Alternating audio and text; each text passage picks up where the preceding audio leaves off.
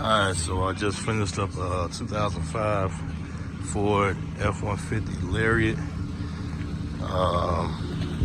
Took out the factory radio, so it says 05, and it had a little error message up on the screen. It wasn't working right, CD player wasn't working right, so I put this Farenheit double-in radio in here.